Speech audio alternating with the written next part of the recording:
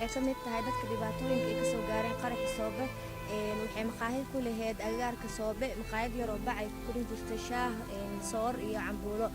sidoo kale maama asli waxay qaraxi ay ku waysay gabadheeda yar oo 15 jir ah oo ilaa hadda meedkeeda xatii aan la arkin ayadana waxa ka soo gaaray dhaawac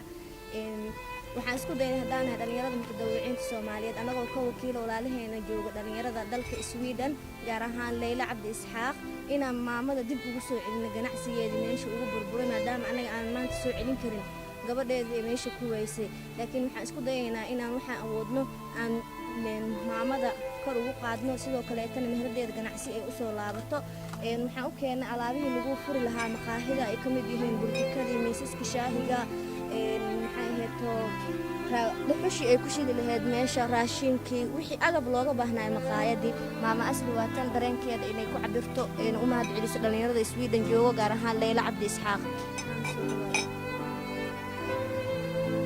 waa maasantiin 190 أجر حسنات أسوقهم كر الله يدسيا خير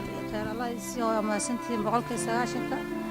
وأيد داشان سلا يود داشان ربك غفور رحيم الله يدي الله نحدين حريص الله يدسيا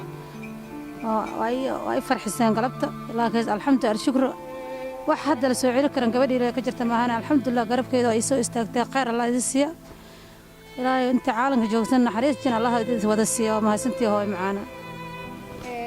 waxa meeshan aan keenay alaabihii looga baahnaa maqaahida sida xaarinkii soorta lagu sameeyay waxa kale oo yaala mooyii qaandooyinkii digsiyadii kuraastii iyo waxyaabo badan oo loo baahan yahay agabka loogu talagalay sidoo kale inta waxa yaala galaasmankii burjikadii dhammaan insha Allah waxaan rajaynaynaa intan yar aan u keenay inay maamada bilow fiican u noqoto ilaahayna ha ku barakeeyo maama ganacsigaaga